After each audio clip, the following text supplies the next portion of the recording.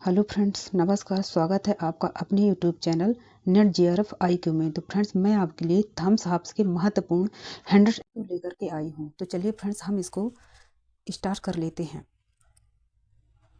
इसका first question है, thumbs ups किस देश के दार्शनिक थे? तो जो थम्स अप्स हैं वो इंग्लैंड के दार्शनिक थे। वो थम्स अप इंग्लैंड के रहने वाले थे। दूसरा क्वेश्चन शुरू कर लेते हैं। थॉमस हॉब्स की प्रसिद्ध पुस्तक का क्या नाम था? तो जो थॉमस हॉब्स की पुस्तक थी उनकी पुस्तक का क्या नाम था? तो उनकी पुस्तक का नाम लेवियाथन था। ये उनकी प्रसिद्ध रचना थी। तीसरा क्वेश्चन देख लेते हैं। हॉब्स किस राजनीति सिद्धांत के पक्षधर थे? तो जो हॉब्स थे वो किस राजनीति के पक्षधर थे? तो वह निरंकुश राजतंत्र के पक्षधर थे। वह निरंकुशता पर जोर देते थे। चौथा क्वेश्चन देख लेते हैं। लेवियाथन पुस्तक किस वर्ष प्रकाशित हुई थी? तो जो लेवियाथन पुस्तक थी वह 1651 ईसा पूर्व में स्थापित हुई थी। पांचवा क्वेश्चन देख लेते हैं। हॉब्स के अनुसार प्राकृतिक अवस्था कैसी होती है? तो हॉब्स का जो मानना था कि जो प्राकृतिक अवस्था थी युद्ध की अवस्था थी। युद्ध की अवस्था से लोगों को गुजरना पड़ता था। छठा क्वेश्चन देख लेते हैं। हॉब्स के अनुसार मनुष्य का स्वभाव कैसा होता है? तो जो हॉब्स का मानना था कि जो मनुष्य है वही स्वार्थी और सेल्फिश होता है। मनुष्य जो है तो अपना सिर्फ प्रॉफिट देखता है और बाकी उसको किसी से कोई लेना देना नहीं होता है। ये हॉब्स का मानना था। तो चलिए हम सातवां क्वेश्चन देख लेते हैं। हॉब्स के अनुसार प्राकृतिक अवस्था में जीवन कैसा होता है? तो जो प्राकृतिक जीवन था वह अकेला, गरीब और घिनौना, क्रूर और संक्षिप्त होता था। यह हॉब्स का मानना था कि जो मनुष्य था वह घिनौना और अकेले रहना पसंद करता था और गरीब तथा क्रूर होता था। उसको कोई दया भाव नहीं रहती किसी के प्रति। वो सिर्फ अपना ही प्रॉफिट देखता था, अपना ही। इसका डी नंबर सही हो जाएगा। आठवां क्वेश्चन देख लेते हैं। Man is a wolf to man का विचार किसका है? तो ये विचार हॉब्स का है। ये विचार हॉब्स ने दिया है। नौवां क्वेश्चन देख लेते हैं। हॉब्स के अनुसार समाज की उत्पत्ति किससे हुई है? जो समाज की उत्पत्ति वह सामाजिक अनुबंधों से हुई है। ये हॉब्स का मानना था कि समाज की उत्पत्ति हुई है वह सामाजिक अनुबंधों से हुई है। तो इसका सी नंबर सही हो जाएगा। 10वां क्वेश्चन देख लेते हैं। हॉब्स के अनुसार सामाजिक अनुबंध में व्यक्ति क्या क्या देता है? तो जो उनका मानना था कि अपनी स्वतंत्रता देता है। ये हॉब्स का मानना था। बी नंबर सही हो जाएगा। 11वां क्वेश्चन देख लेते हैं। हॉब्स की दृष्टि में संप्रभु को कैसा होना चाहिए? तो जो हॉब्स का मानना था कि संप्रभु कैसी होना चाहिए? तो ये सर्वशक्तिशाली और निरंकुश होनी चाहिए। आपका सी नंबर सही हो जाएगा। 12वां क्वेश्चन देख लेते हैं। हॉब्स ने धर्म को किसके अधीन माना है? तो जो हॉब्स से फ्रेंड्स उन्होंने राज्य को धर्म के अधीन माना है। तो सी नंबर सही हो जाएगा। 13वां क्वेश्चन देख लेते हैं। हॉब्स किस युग के दार्शनिक थे? तो जो हॉब्स हैं वो आधुनिक युग के दार्शनिक थे। वे आधुनिक युग के दार्शनिक माना जाता है। 14वां क्वेश्चन देख लेते हैं। थॉमस हॉब्स की राजनीतिक सोच पर किस वैज्ञानिक का प्रभाव था? जो वैज्ञानिक प्रभाव था वह गैलीलियो का प्रभाव था। आपका बी नंबर सही हो जाएगा। 15वां क्वेश्चन देख लेते हैं। हॉब्स का जन्म कब हुआ था? तो जो हॉब्स का जन्म है वो कब हुआ था? तो उनका जन्म 1588 ईसा पूर्व में हुआ था। आपका ए नंबर सही हो जाएगा। 16वां क्वेश्चन देख लेते हैं। हॉब्स की मृत्यु कब हुई थी? जो हॉब्स की मृत्यु है वो 1679 ईसा पूर्व में हुई थी। तो आपका बी नंबर सही हो जाएगा। 17वां क्वेश्चन देख लेते हैं। हॉब्स ने संप्रभुता को कैसे माना है? तो जो हॉब्स थे उन्होंने संप्रभुता को अविभाज्य और स्थायी माना है। तो आपका सी नंबर सही हो जाएगा। 18वां क्वेश्चन देख लेते हैं। हॉब्स किस अनुबंध सिद्धांत के पक्षधर थे? तो जो हॉब्स थे वो किस सिद्धांत के पक्षधर थे? वो एक अनुबंध के पक्षधर थे। तो आपका बी नंबर सही हो जाएगा। 19वां क्वेश्चन देख लेते हैं।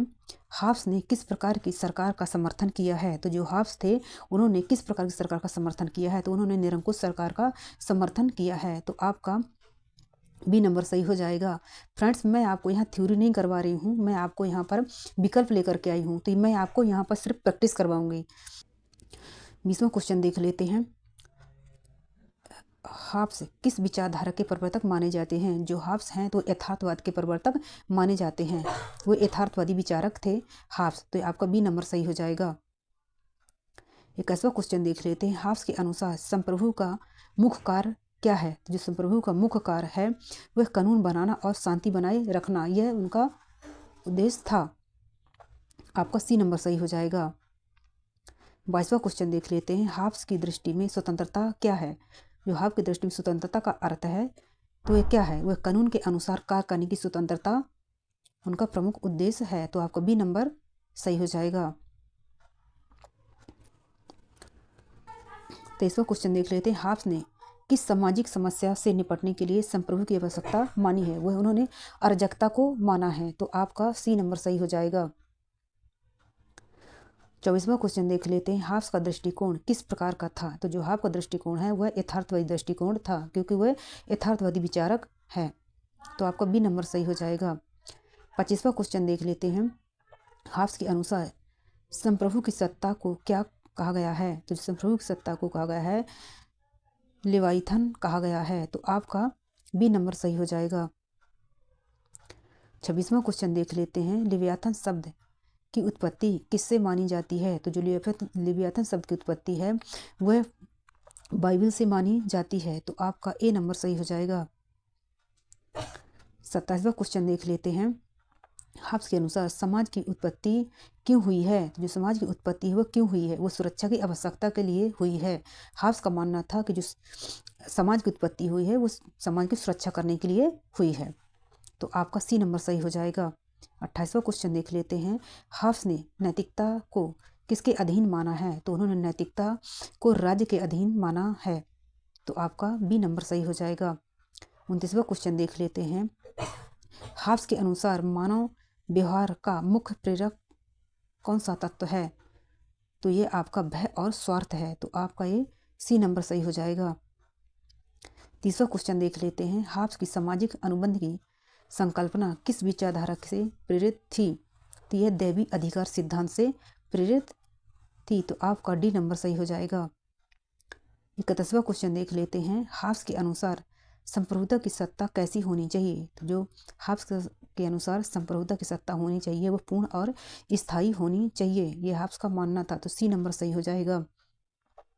32वां क्वेश्चन देख लेते हैं। हाब्स किस प्रकार के अनुबंध को मानते हैं? तो जो हाब्स हैं किस प्रकार के अनुबंध को मानते हैं? वो तो राजनीतिक अनुबंध को मानते हैं। तो आपका सी नंबर सही हो जाएगा। उसके 33वां क्वेश्चन देख लेते हैं। हाब्स ने किस प्रकार के धर्म को खारिज किया है? तो उन्होंने सी नंबर सही हो जाएगा, चर्च का प्रभुत्व। 34वां क्वेश्चन देख लेते हैं। हाब्स ने कानून का स्रोत किसे माना है? तो जो हाब्स हैं कानून का स्रोत माना है, उन्होंने संप्रभुता को कानून का स्रोत माना है। तो आपका बी नंबर सही हो जाएगा। 35वां क्वेश्चन देख लेते हैं। हाब्स के अनुसार राज्य से बाहर कौन सा अधिकार नहीं होता है? तो वह विद्रोह का अधिकार नहीं होता है। तो आपका सी नंबर सही हो जाएगा। 36वां क्वेश्चन देख लेते हैं। हाब्स किस दर्शन से प्रभावित थे? तो जो हाब्स थे वह जड़वाद से प्रभावित थे, वह जड़वाद से बहुत ही प्रभावित थे। तो आपका ए नंबर सही हो जाएगा। 37वां क्वेश्चन देख लेते हैं।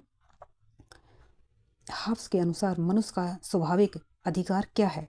तो जो उनका मानना था कि मनुष्य का स्वाभाविक अधिकार वह स्वयं की रक्षा करना है। उनका मानना था कि मनुष्य स्वार्थी होता है, जिस कारण से सिर्फ उसे अपनी ही पड़ी रहती, अपनी ही रक्षा करता, बाकी उसे किसी को कोई लेना देना नहीं होता। ये हाब्स का मानना था। तो आपका सी नंबर सही हो जाएगा। 38वां क्वेश्चन देख लेते हैं। हाब्स की दृष्टि में संप्रभु को किससे उत्तरदायी नहीं होना चाहिए? तो इसमें आपका आंसर हो जाएगा इसमें कोई नहीं है। 39वां क्वेश्चन देख लेते हैं। हाब्स किस वैज्ञानिक विचारधारा से प्रभावित हैं? तो जो हाब्स हैं वह अनुभववाद से प्रभावित हैं, जो हैं तो अनुभववाद से प्रभावित हैं। तो आपका ए नंबर सही हो जाएगा। 40वां क्वेश्चन देख लेते हैं। हाब्स ने समाज की स्थिरता के लिए किस चीज़ पर बल दिया है? तो उन्होंने समाज की स्थिरता पर जो बल दिया है उन्होंने कानून और संप्रभु पर बल दिया है। तो आपका बी नंबर सही हो जाएगा। 41वां क्वेश्चन देख लेते हैं। हाब्स ने किसे राज्य का निर्माणकर्ता माना है? तो जो हाफ्स हैं राज्य का निर्माणकर्ता माना है, उन्होंने व्यक्ति को माना है, क्योंकि व्यक्ति के द्वारा ही राज्य का निर्माण किया जा सकता है। यह हाफ्स का मानना था। तो ये आपका सी नंबर सही हो जाएगा।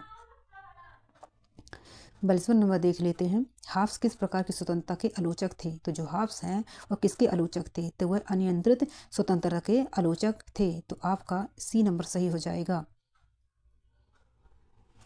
43वां क्वेश्चन देख लेते हैं, हाफ्स के अनुसार संप्रभु की सत्ता किसके माध्यम से वैध बनती है। तो हाफ्स के अनुसार संप्रभुता की सत्ता किसके माध्यम से वैध बनती है, तो आपका अनुबंध द्वारा। तो आपका बी नंबर सही हो जाएगा।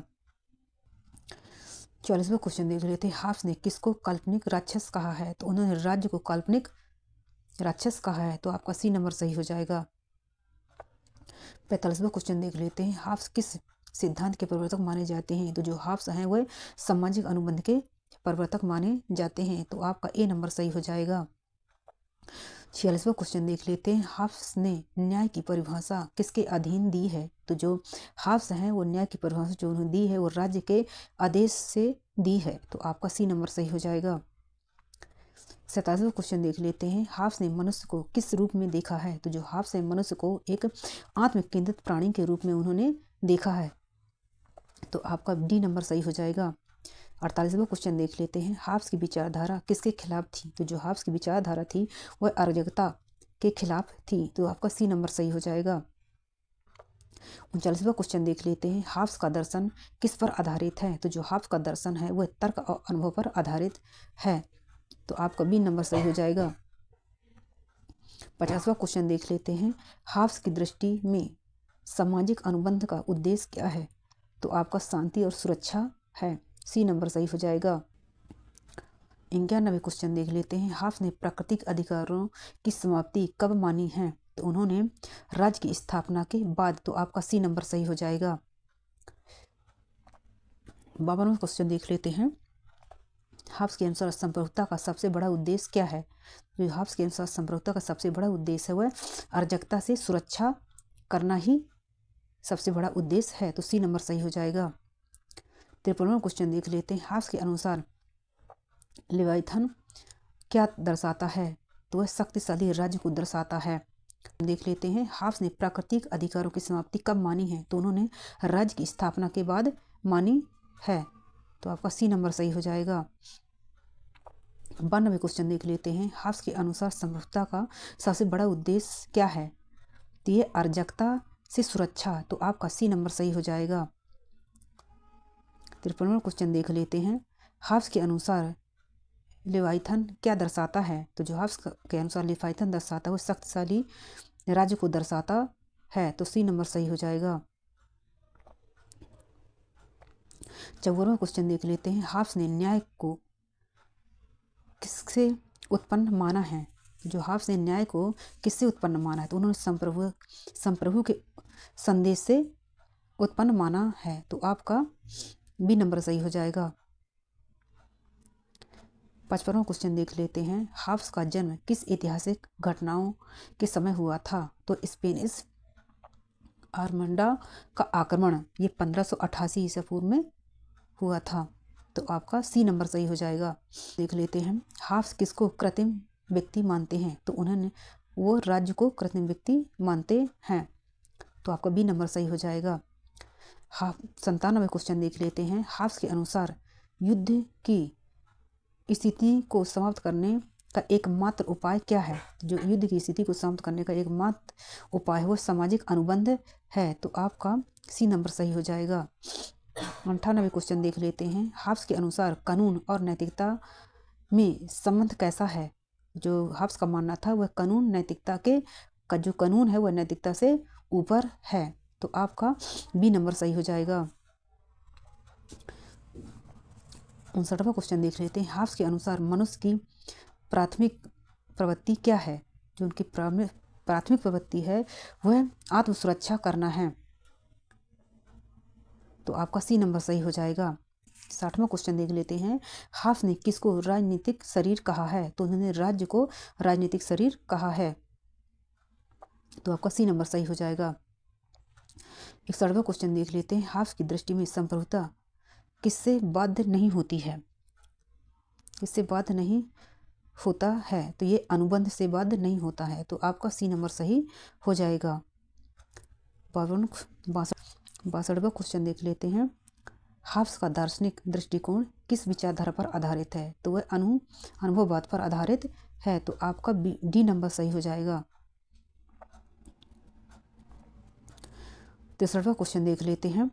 हाब्स के अनुसार जब तक संप्रभु अस्तित्व में है तब तक व्यक्ति के पास कौन सा अधिकार नहीं है, तो आपका ए नंबर सही हो जाएगा, विरोध करने का अधिकार नहीं है। 64वां क्वेश्चन देख लेते हैं। हाब्स के अनुसार न्याय क्या है, तो जो हाब्स के अनुसार न्याय है वह राज्य नियम है, तो आपका सी नंबर सही हो जाएगा। 65वां क्वेश्चन देख लेते हैं। हाब्स का राजनीतिक दर्शन किस पर आधारित है, तो जो हाब्स का राजनीतिक दर्शन है वह आधुनिक विज्ञान और गणित पर आधारित है, तो आपका सी नंबर सही हो जाएगा। 66वां क्वेश्चन देख लेते हैं। हाब्स किसे राजनीतिक नियमों का स्रोत मानते हैं, तो जो हाब्स हैं वह राज्य को राजनीतिक नियमों का स्रोत मानते हैं, तो आपका सी नंबर क्वेश्चन हो जाएगा। 67वां क्वेश्चन देख लेते हैं।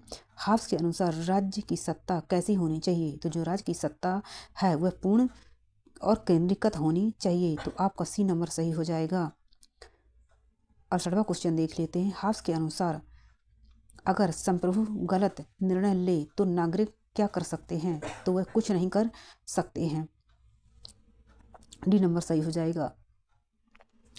हाब्स के अनुसार आनंद किसका परिणाम है, तो जो हाब्स के अनुसार आनंद परिणाम है वह इच्छा की पूर्ति का परिणाम है, तो आपका सी नंबर सही हो जाएगा। 70वां क्वेश्चन देख लेते हैं। हाब्स की विचारधारा किस प्रकार की थी, तो जो हाब्स की विचारधारा किस प्रकार की है, तो वह है आधुनिकवादी और वैज्ञानिक, ये दोनों प्रकार की है, तो आपका डी नंबर सही हो जाएगा। 71वां क्वेश्चन देख लेते हैं। हाब्स के अनुसार राज्य का निर्माण किस प्रक्रिया से हुआ है, तो हाब्स के अनुसार राज्य का निर्माण जो है तो किस प्रक्रिया से होता है, तो ये सामाजिक अनुबंध से होता है। 73वां क्वेश्चन देख लेते हैं। हाब्स के अनुसार धर्म को किसके अधीन होना चाहिए, जो हाब्स के अनुसार है धर्म किसके अधीन होना चाहिए, तो यह राज्य के अधीन होना चाहिए, तो ये आपका बी नंबर सही हो जाएगा। 73वां क्वेश्चन देख लेते हैं। हाब्स किस शासन प्रणाली को सर्वोच्च मानते हैं, तो जो हाब्स हैं वो राजतंत्र को सर्वोच्च मानते हैं, तो आपका बी नंबर सही हो जाएगा। हाब्स के अनुसार 74वां क्वेश्चन देख लेते हैं। हाब्स के अनुसार प्राकृतिक अवस्था में कोई अधिकार नहीं होता था सिवाय आत्म सुरक्षा के। हाब्स मानते हैं कि प्राकृतिक अवस्था में जो मनुष्य का अधिकार था उसके पास कोई अधिकार नहीं होते थे, उसके पास सिर्फ एक ही अधिकार होता है, अपनी स्वयं की रक्षा करना, आत्म सुरक्षा करना। हाब्स का ये मानना है, तो आपका सी नंबर सही हो जाएगा। 75वां क्वेश्चन देख लेते हैं। हाब्स ने अपने विचार किस पुस्तक में प्रस्तुत किए हैं, तो जो हाब्स से अपने विचार हैं उन्होंने लेवियाथन पुस्तक में प्रस्तुत किए हैं, उनकी महत्वपूर्ण ये कृति थी, तो सी नंबर सही हो जाएगा। 76वां क्वेश्चन देख लेते हैं। हाब्स किस धर्म के अनुयायी थे, तो जो हाब्स हैं वो ईसाई धर्म के अनुयायी थे, वो ईसाई धर्म को मानते थे, तो आपका बी नंबर सही हो जाएगा। 77वां क्वेश्चन देख लेते हैं। हाब्स किस युग के प्रमुख रणनीतिक चिंतक थे, तो जो हाब्स हैं वह प्रबोधन काल के चिंतक माने जाते हैं, आपका सी नंबर सही हो जाएगा। 78वां क्वेश्चन देख लेते हैं। हाब्स ने राजनीति में किसका समावेश नहीं किया है, तो जो हाब्स हैं उन्होंने अध्यात्म का समावेश नहीं किया है, तो आपका डी नंबर सही हो जाएगा। 79वां क्वेश्चन देख लेते हैं। हाब्स किस दर्शन से असहमति रखते थे, तो वह ईश्वर दत्त सत्ता से रखते थे, तो वह ईश्वर दत्त सत्ता से रखते थे, तो आपका जाएगा। लेते हैं। हाब्स का राजनीतिक सिद्धांत किस पर आधारित है, तो जो हाब्स का राजनीतिक सिद्धांत है वो किस पर आधारित था, तो ये शक्ति और भय पर आधारित था, तो आपका ए नंबर सही हो जाएगा। 81 क्वेश्चन देख लेते हैं। हाब्स के अनुसार कौन सा राज्य सबसे कमजोर होता है, तो हाब्स के अनुसार जो राज्य सबसे कमजोर होता है ऐसा राज्य जिसमें संप्रभुता विभाजित हो, ये कमजोर होता है, डी नंबर सही हो जाएगा। 82 क्वेश्चन देख लेते हैं। हाब्स ने राज्य को क्या कहा है, तो जो हाब्स हैं तो राज्य को क्या मानते थे, वह उनका कहना था कि राज्य जो है वह कृत्रिम व्यक्ति है, तो आपका इसमें सी नंबर सही हो जाएगा। 83 क्वेश्चन देख लेते हैं। हाफ्स के अनुसार सभी नागरिकों को किस चीज़ में बराबरी मिलती है? तो हाफ्स का मानना था कि भय और मृत्यु की संभावना में सबको बराबरी मिलती है, तो आपका सी नंबर सही हो जाएगा। 84 क्वेश्चन देख लेते हैं। थॉमस हाफ्स ने मनुष्य के बीच संघर्ष का मुख्य कारण क्या माना है? तो थॉमस हाफ्स ने मनुष्य के बीच संघर्ष का जो मुख्य कारण क्या माना है? तो उन्होंने प्रतिस्पर्धा और असुरक्षा को माना है, तो आपका सी नंबर सही हो जाएगा। 85 क्वेश्चन देख लेते हैं। हाफ्स की दृष्टि में संप्रभुता किसके विरुद्ध उत्तरदायी होता है? तो इसमें कोई नहीं है, तो आपका डी नंबर सही हो जाएगा। 86 क्वेश्चन देख रहे हैं। थॉमस हाफ्स किस पर जोर नहीं देते हैं? तो जो थॉमस हाफ्स किस पर जोर नहीं देते हैं, वह नैतिकता स्वायत्तता पर जोर नहीं देते हैं, तो आपका सी नंबर सही हो जाएगा। 87 क्वेश्चन देख लेते हैं। हाफ्स के अनुसार राज्य से बाहर कोई न्याय नहीं होता है, क्योंकि वह केवल संप्रभु तय करता है, तो आपका बी नंबर सही हो जाएगा। 88 क्वेश्चन देख लेते हैं। हाफ्स ने किस प्रकार के मनुष्य की कल्पना की है? तो जो हाफ्स हैं उन्होंने किस प्रकार के मनुष्य की कल्पना की है? उन्होंने आत्मरक्षा और स्वार्थी मनुष्य की कल्पना की है, तो सी नंबर सही हो जाएगा। 79 क्वेश्चन देख लेते हैं। हाफ्स की सबसे पहली प्रमुख रचना कौन सी थी? तो जो हाफ्स की सबसे पहली रचना थी वह डी सिवे है। इन्होंने ये पहली रचना थी जिन्होंने इसका रचना की थी, तो आपका ए नंबर सही हो जाएगा। 90 क्वेश्चन देख लेते हैं। हाफ्स के अनुसार संप्रभुता का सर्वोच्च लक्षण क्या है? तो हाफ्स के अनुसार जो संप्रभुता का सर्वोच्च लक्षण है वह शक्ति है, तो आपका बी नंबर सही हो जाएगा। 91 क्वेश्चन देख लेते हैं। हाफ्स के राज्य के सिद्धांत को क्या कहा जाता है? तो जो उनके राज्य के सिद्धांत को क्या कहा जाता है? तो अनुबंधात्मक निरंकुशता कहा जाता है, तो आपका सी नंबर सही हो जाएगा। 92 क्वेश्चन देख लेते हैं। हाफ्स के अनुसार राज्य की उत्पत्ति किसकी इच्छा से होती है? तो जो राज्य की उत्पत्ति है वह व्यक्तियों की समझौते से होती है, क्योंकि उन्होंने समझौतावादी सिद्धांत भी हाफ्स ने ही दिया है, तो आपका सी नंबर सही हो जाएगा। हाफ्स के अनुसार 93 क्वेश्चन देख लेते हैं कि हाफ्स के अनुसार कौन सी चीज़ व्यक्ति से नहीं छीनी जा सकती है? तो वह आत्मरक्षा का अधिकार व्यक्ति से नहीं छीना जा सकता है, यह हाफ्स का मानना था, तो आपका सी नंबर सही हो जाएगा।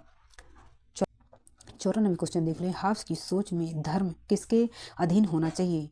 तो जो धर्म है वह संप्रभुता के अधीन होना चाहिए, तो आपका सी नंबर सही हो जाएगा। 95 क्वेश्चन देख लेते हैं। हाफ्स के अनुसार कौन सा अधिकार अनुबंध के बाद भी मनुष्य के पास बना रहता है? तो आत्मरक्षा का अधिकार, तो आपको बी नंबर सही हो जाएगा। 99 क्वेश्चन देख लेते हैं। लिव्याथन में हाफ्स ने किसी तुलना कृत्रिम आत्मा से की है? तो ये आपके कानून से की है, तो आपका बी नंबर सही हो जाएगा। 97 क्वेश्चन देख लेते हैं। हाफ्स के अनुसार समाज में कानून की अनुपस्थिति में क्या होता है? तो जो कानून की उपस्थिति में होता है तो अराजकता और संघर्ष होता है, ये हाफ्स का मानना था, तो सी नंबर सही हो जाएगा। 98 क्वेश्चन देख लेते हैं। हाफ्स ने अपने दर्शन की नींव किस विषय में रखी है? तो जो हाफ्स हैं उन्होंने दर्शन की जो नींव है वो किस विषय में रखी है? तो उन्होंने गणित और यांत्रिकी भौतिकी में रखी है, तो आपका ए नंबर सही हो जाएगा। 99 क्वेश्चन देख लेते हैं। थॉमस हाफ्स के अनुसार समाज में शांति बनाए रखने के लिए क्या आवश्यक है? तो जो समाज में शांति बनाए रखने के लिए जो आवश्यक है वह शक्तिशाली राज्य का होना शांति बनाए रखने के आवश्यक है, तो आपका सी नंबर सही हो जाएगा। 100 पे बनी हुई है, तो 100वां क्वेश्चन देख लेते हैं। हाफ्स की राजनीति सोच किस विचारधारा का आधार बनी है? तो यथार्थवादी विचारधारा का आधार बनी है, तो सी नंबर सही हो जाएगा। तो फ्रेंड्स, आपके 100 महत्वपूर्ण MCQ पूरे हो चुके हैं। फ्रेंड्स, अगर आपको हमारा चैनल पसंद आया हो तो प्लीज़ इसे सब्सक्राइब कर लीजिए और लाइक कर दीजिए। धन्यवाद।